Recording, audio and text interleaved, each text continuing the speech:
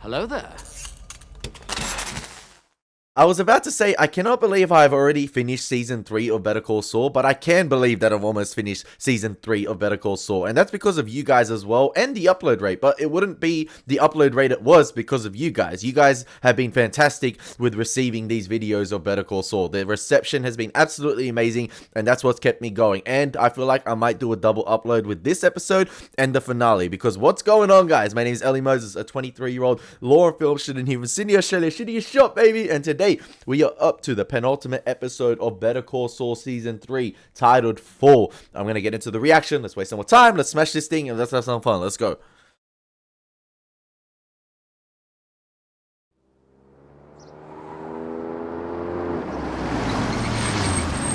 Oh, the car's working again. Let's go.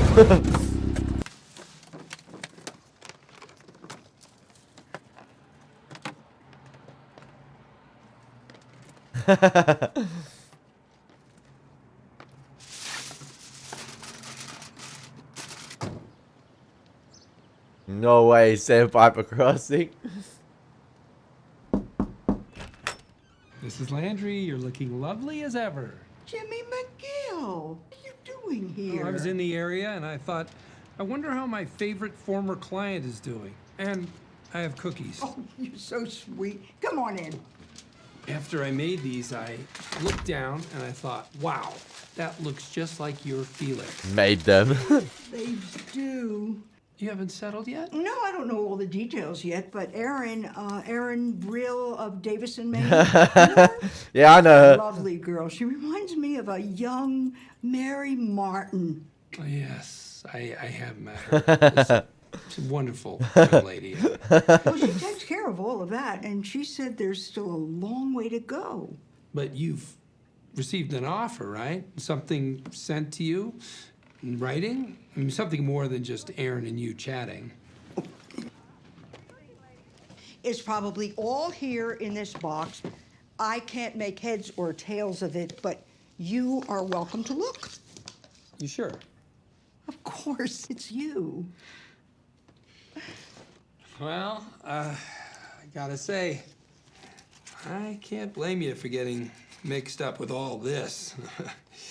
I'm not these sure. Legal notices. I'm not sure the legality of this right here. I'm a bit cloudy at the moment, but I feel like this is wrong on Jimmy's behalf to find out what's going with the case by doing this. Even though he's suspended as a lawyer, he's still on the roll. He hasn't been struck, and this I think breaks the client attorney privilege, but she's given consent to him. But I'm not sure. I'm a bit cloudy on it at the moment because it's not specifically him going to Aaron and Aaron breaking that and Aaron giving him all the information. He's going to the client, but I still think this is very wrong. No one really understands them. You know, I've got a law degree. Sometimes I can't even.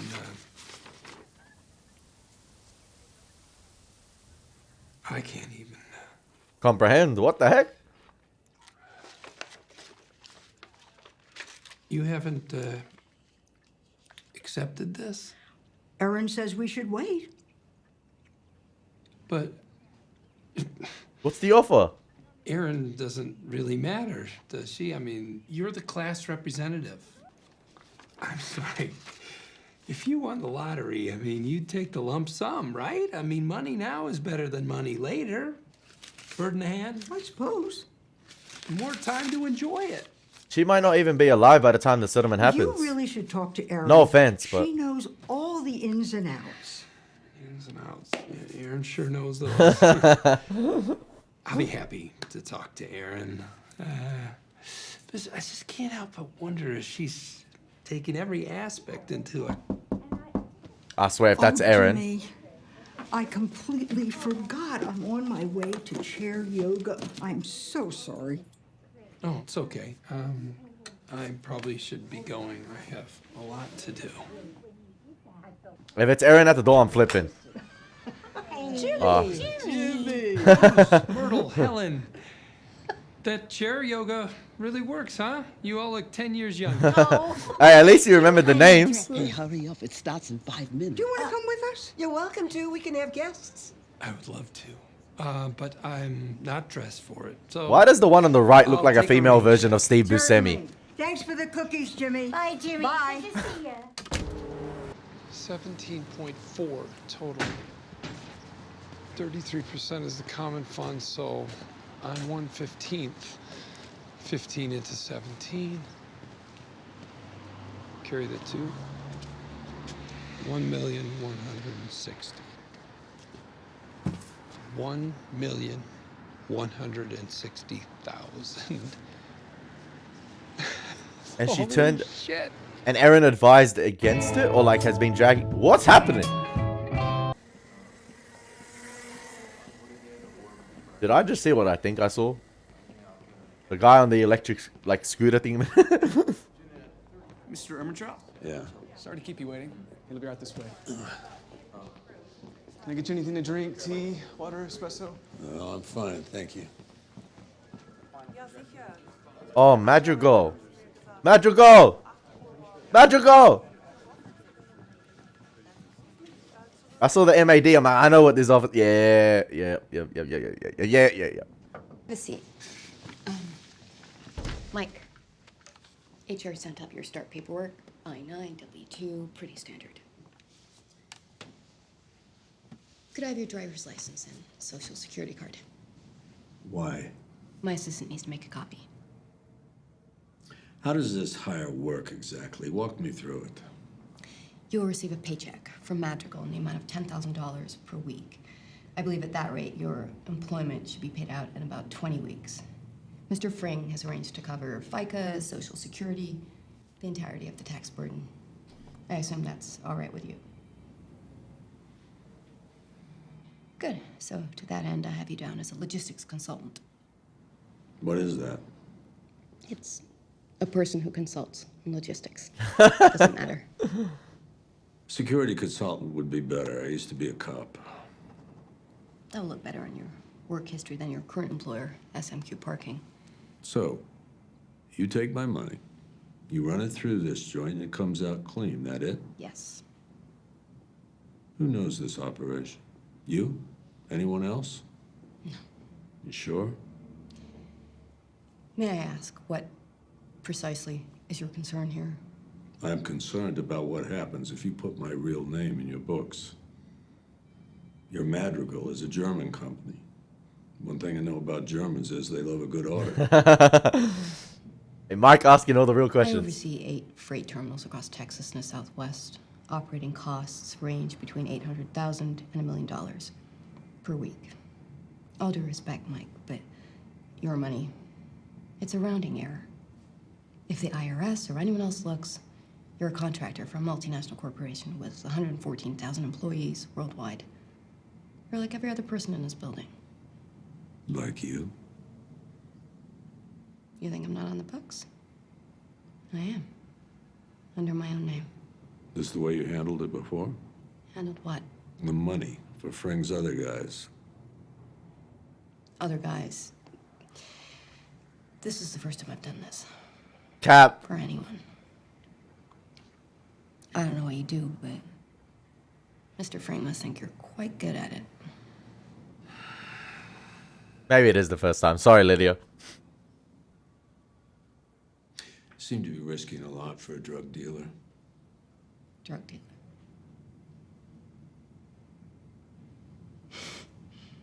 If that's all you think he is,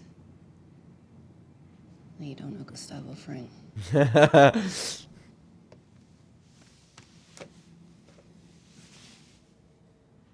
You mean Mr. McGill's testimony at the bar? That's a part of it, yes.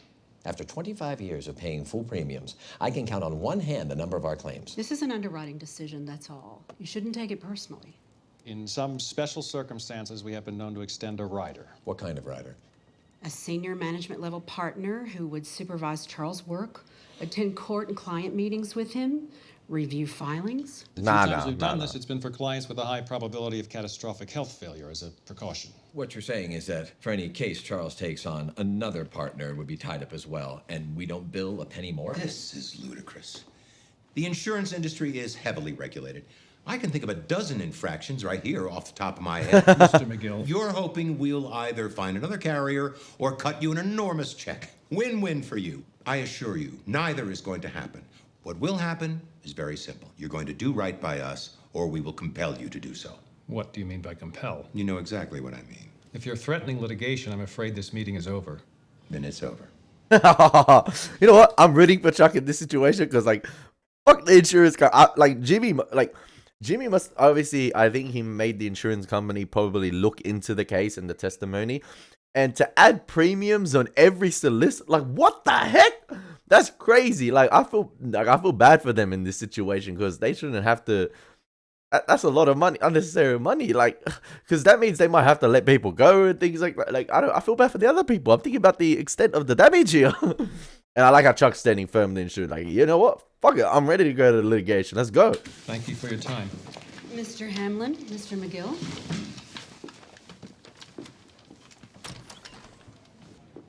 All right, where do we begin? Francis should start digging into regulations. I'm sorry, I don't have the code sections at my fingertips just now. Let's pull a team of associates and get them looking at every angle of injunctive relief. Before close of business, we're going to hit Santa Rosa with a demand letter that'll make their heads spin. Odds are, inside a week, they'll be sitting at the table again. And if not, well, we've never shied away from a fight. Become partner emeritus. Leave your name on the firm, but focus on your legacy. You always said you wanted to work on the Commerce Clause. You can write the book on it. And no longer be a practicing lawyer. Chuck, there's more to life than this. That day is far in the future, Howard, and I don't appreciate the suggestion. What if it's not a suggestion? Meaning? Meaning That's a if demand. people tell you that you're drunk, maybe it's time to sit down. You want me to retire over this? The insurance? It's not just the insurance. That's the straw that broke the camel's back. So this is about my condition. Look! Look! You see? See? I'm better. Howard, I'm fine. This is not what fine looks like. Chuck, you are the best legal mind I've ever known, hands down. But your decision-making has become unpredictable. I can't be partners with someone whose judgment I don't trust.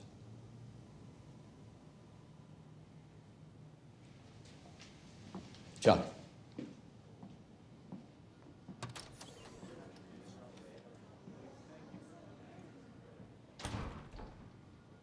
I mean, who's right here? Like, This right here is the Texas-New Mexico border. I can see where Howard is coming from in terms of, like, enough damage has been done to the firm's reputation and he cannot risk that going on further, and like the insurance claims or the insurance premium, as he said, is the straw that broke the camel's back. But at the same time, like, I feel myself rooting for Chuck a little bit because I feel bad for him now. Like, I don't know, I'd root for him if he started his own legal practice and just went ham with it. Like, I feel like because he's done so much with the firm, Hamlin McGill should do just as much to support him on the road to recovery. And if he, hey, they can't stop him from wanting to practice the law. I feel like I was about to say he has more to offer. He feels like he has more to offer, and I still feel like he has more to offer. Now, about here. Right.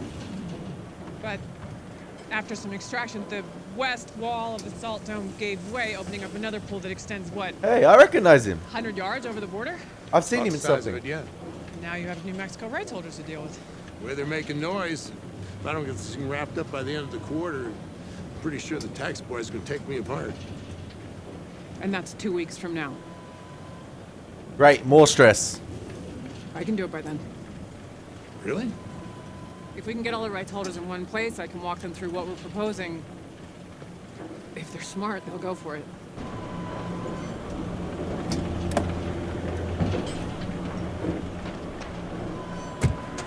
I cannot help myself but see the parallels and the imagery between the oil machines and Kim right there. I feel like Kim herself at the moment is sort of like the machines themselves. She is a machine. Like, I haven't, like, we've rarely seen any like she's a robot. That's all she is at the moment. She's just work, work, work, work, work, work, work, work, work, work. No work-life balance or anything. And I said it last episode, and I can't help but see the comparison and the imagery in relation with the machines operating in the background and Kim herself there in that positioning with the framing. And I'm not sure. Obviously, it's Gatwood, and that's what he does. But I feel like the story writers and the creators of the show are trying to tell us something here as well with the parallels that we see with the oil machinery in the background and Kim herself in terms of how they operate and how they function and how they work. I'm not sure. I could be totally wrong here, but that's the way I see it. Billy Gatwood meeting. Note, contact Gatwood Oil. Get names and numbers for New Mexico rights holders. A file note. Shit. Really? Get it, Kim. Get it, Kim.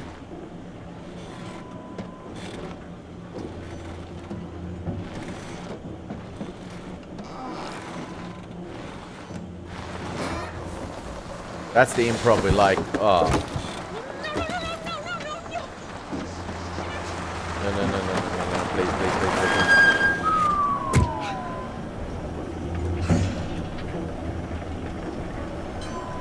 What are you doing here, Jimmy? We have business to discuss. Is this about Chuck?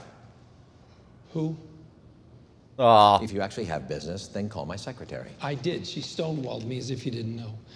Sandpiper. What about it? It's time to settle. I saw the current offer. The clients make their losses back, plus a solid chunk of change. But we project a final number far higher than the current offer. I get it. You hold out, maybe you squeeze $1,000 more for each client. Meanwhile, HHM nets a few million. You know, you're screwing the clients for your own benefit. Oh, so now you're worried about the clients. It's the right thing to do, and you know it. Please. All you care about is your share of the payout. It's like talking to Gollum. Oh. You're transparent. Pathetic. You want a handout? Man hit him with his own references. Here. That's a low blow right there. Next time, why don't you bring a tin cup and be more honest? That's another low blow. Listen, Howard, settle this and settle it now. It's in everyone's best interest. Meaning it's in your best interests. And if we don't, what are you going to do? Peel off some members of the class? Leak some insider info to Schweikert? Oh, I doubt it. I know you're low enough to do something like that, but you're too damn greedy. You do any of that, you'll be jeopardizing your payday. You'll get your damn money. You're just gonna have to wait for it.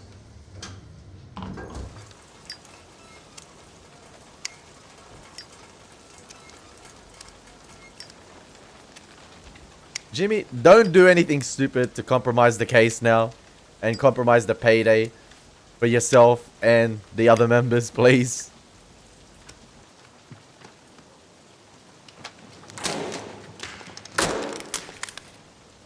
Te escucho.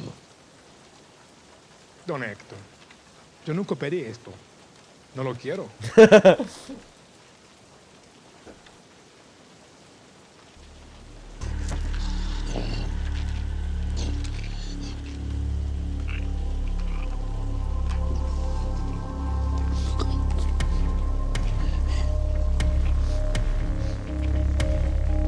The slip, baby, the slip. A la chingada con Eladio, con Bolsa y contigo. That's not the way to go out.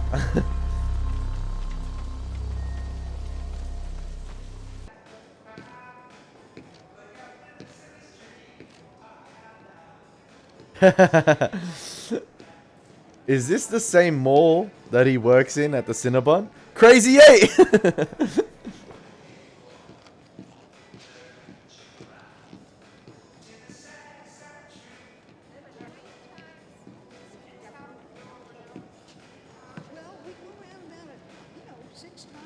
Oh, he's gonna do the yoga with them. He's got the tracksuit on. Hello, ladies. Good morning. Hi, Jimmy. Hi, Jimmy. Jimmy, bit. I'll catch up with you. Jimmy. Wow, Irene. Fancy running into you twice in 1 week. How lucky am I? You're a mall walker? I had no idea. Me? Oh, yeah, big time. I mean, it's great for cardio, hamstrings, glutes, IT bands. I'm a huge mall walker. Been out of the game for a while. Developed this damn plantar fasciitis. Hurts like a bear. Oh, I'm so sorry to hear about that. Well, hey, I got the cure right here. Pow! I bought a pair for my girlfriend and they don't fit her, and the store has this, when you know it, no refunds policy. What size are you?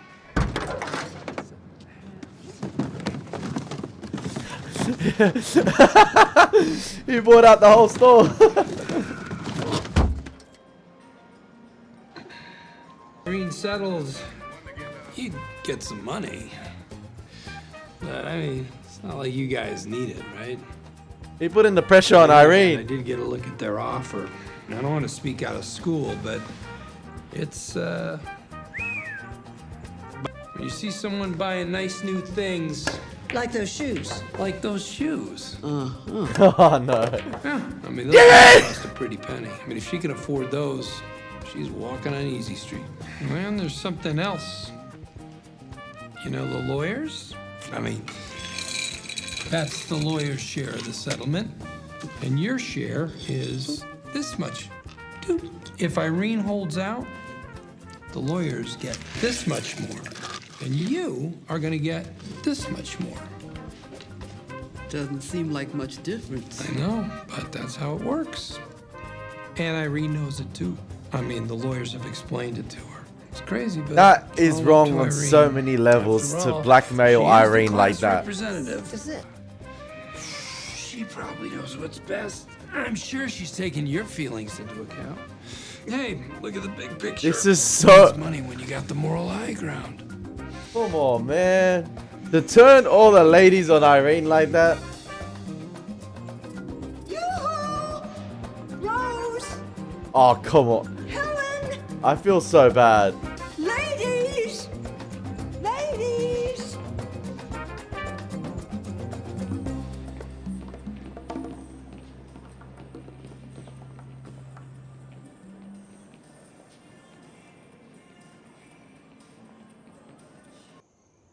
That is wrong. I don't care. I do not agree with Jimmy in the way he's approached that. Like, I know it's fun and entertaining to probably see his antics come into play, but we got to look at the morality of these things right here.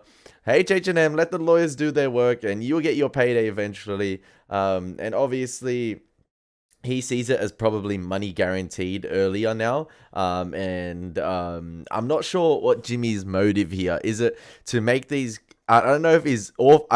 is it all selfish at the moment? Is it all for himself? Like he saw the dollar signs light up in his eyes and he's probably going to receive a big chunk of this settlement. But obviously, Howard sees a different angle. Let it play long. Possibly the law firm receives more money. And the clients or the class action, they get a little bit more. But in the meantime, they could all... what was it? 1,100,000 or something? And they're all sort of... he's drip feeding all these messages to all the ladies with Irene and all the representatives of this class action to sort of maybe probably speak into Irene's...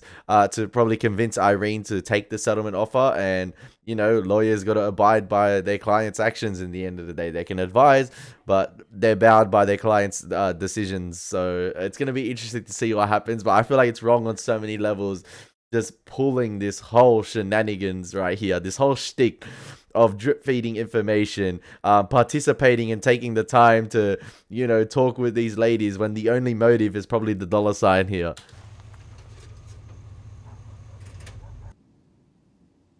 ¿Entiendes? ¿Y quién es este hombre?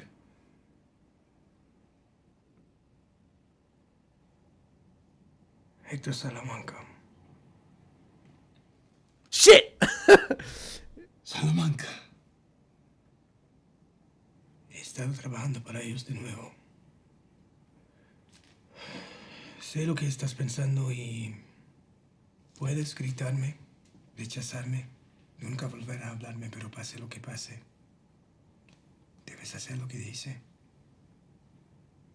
Sé lo que vas a querer hacer. Pero no puedes. No puedes, papá. Haz lo que dice y esto terminará por unas pocas semanas. Si tú no,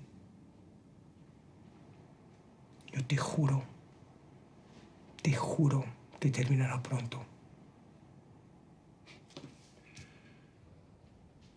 Prométemelo, papá. Por favor.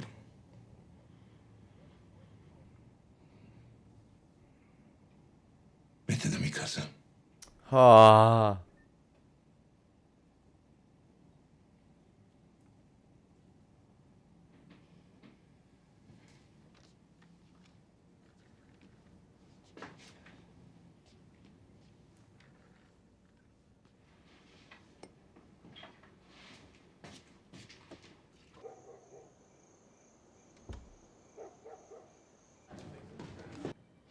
Here's what I need you to do.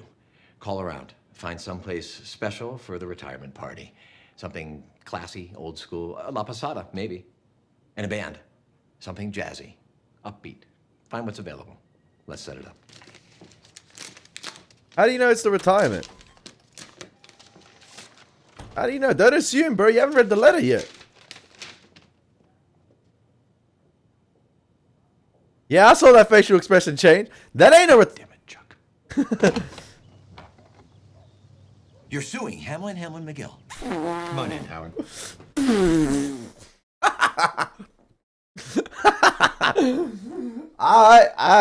That's interesting. I'm not gonna lie.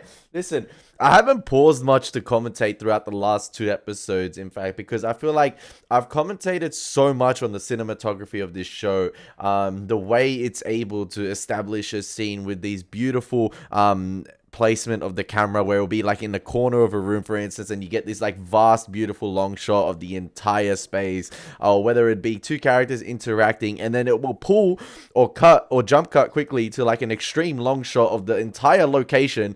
And you'd never think of placing the camera in that situation right there, but it will do that. And I've said time and time again that I think the cinematography, or I've said that I think I'm starting to like the cinematography in this show more than Breaking Bad. I think it's much better. But I feel like it's just Better Call Saul cinematography doing Better Call Saul cinematography. So I haven't been wanting to pause in too much now and commentate on the cinematography, because we've established that it's absolutely fantastic. So yeah, that's what it is. Like, but this is gonna be interesting now. Also, I'm taking off the jumper. You turned the lights on. I told you. I'm back to normal. Your father was working in a 2-room office when I joined him. And you, I tutored for the bar exam. You're not kicking me out. If you can't trust my judgment, as you say, so be it. But you're going to have to pay me for my share. I believe it comes to around $8 million. We both know the firm doesn't have the money. You'd rather tear down HHM than retire. You think I'm trouble now as your partner? Imagine me as your enemy. The damage that you're going to do. If you'd like to discuss this further, we can in court. Until then, what else is there to say?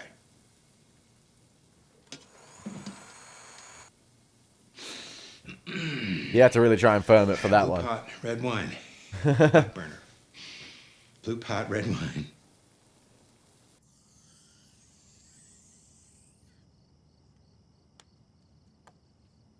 Yo, HH&M gonna be in all sorts.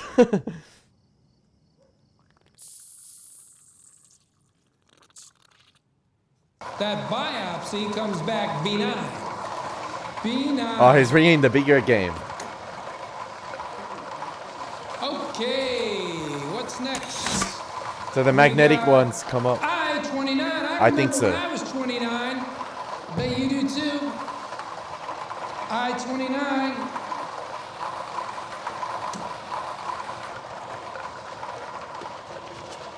Right. And he has done Irene, so 62.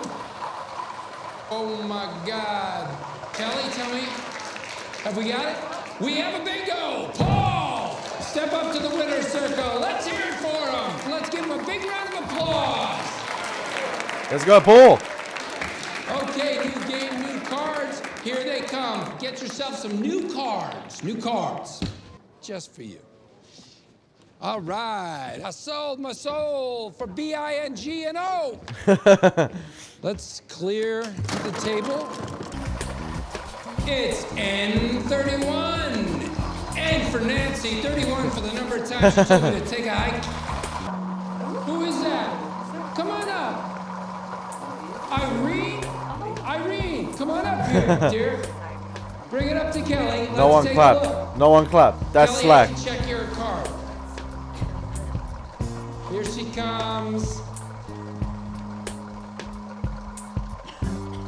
It is a bingo for Irene. Let's hear it for Irene Yeah, no one. Landry. Give it up for the big winner, Irene Landry. That's slack. Fastest bingo of the night. That's slack. Come on, let's hear it for Irene. What whispers have came? Irene, where you go? Hey. He created this, the flop. Okay, time for a new game. Let's get some cards out for everyone. Don't do that. Mascara's gonna run all over. Irene, come on. What's wrong? He knows exactly what's wrong. They've all turned on me. Who has? My friends. Helen, Rose, Myrtle. Hello. Who wouldn't want more money?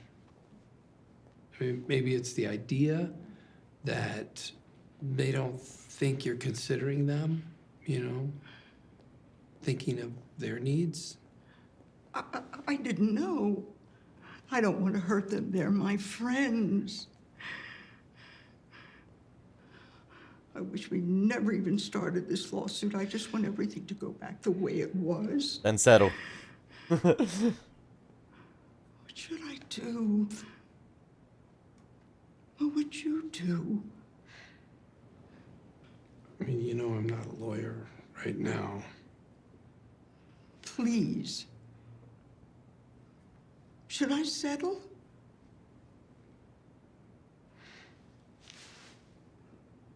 Irene, you listen to your heart.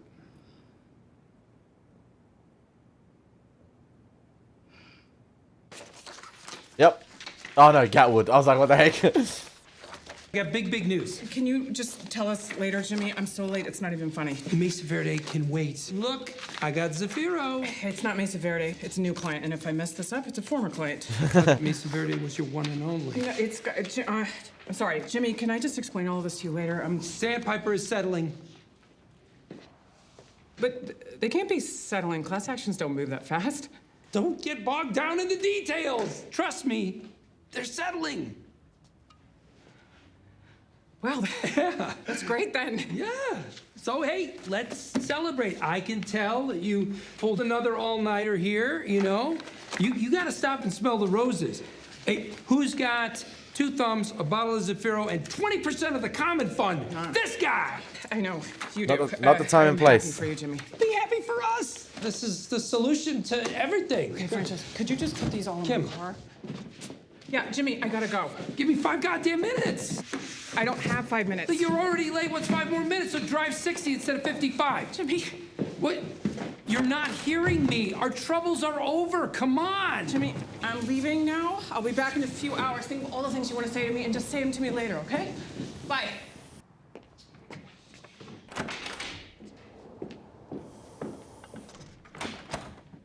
You. Shots. I... Shots. We're celebrating.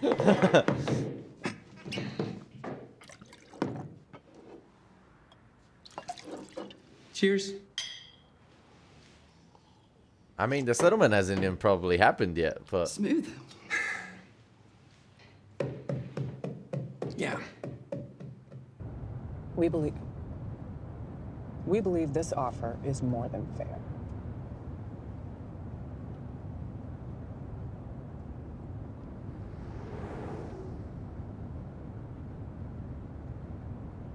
I love how you could see the reflection of the makeup. Oh fuck, motherfucker!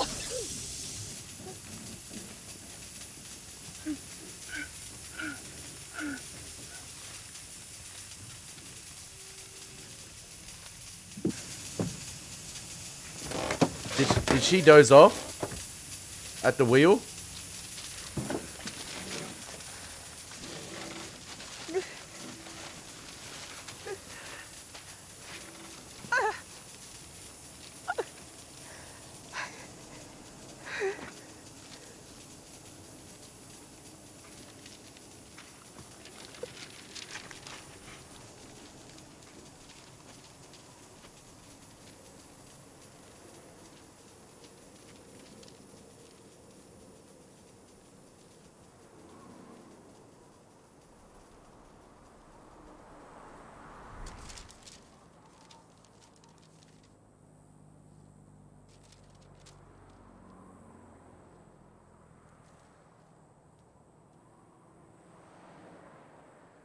Damn.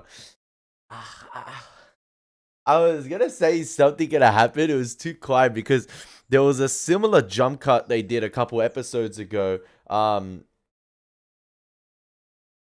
Wow, the following program contains subject matter that some viewers may find distressing. Viewer discretion is advised. That's for episode 10. But they did a similar jump cut edit a couple episodes ago when Kim was about to, or when Kim did her 5-minute power nap sort of thing, where she put the timer on, saw eyes, and bang, like it was like the alarm. And that was a similar jump cut right there to her focusing on the wheel, and then bang, the jump cut to her, the airbags, and her crashing against the steering wheel right there.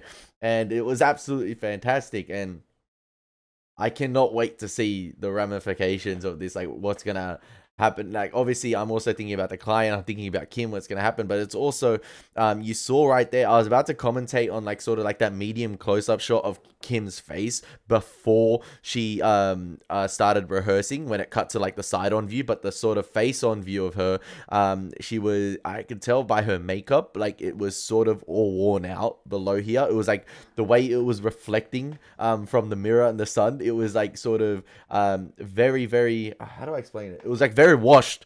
You could tell like the eyeliner itself, like that she pulled an all-nighter and that her eyes were drained.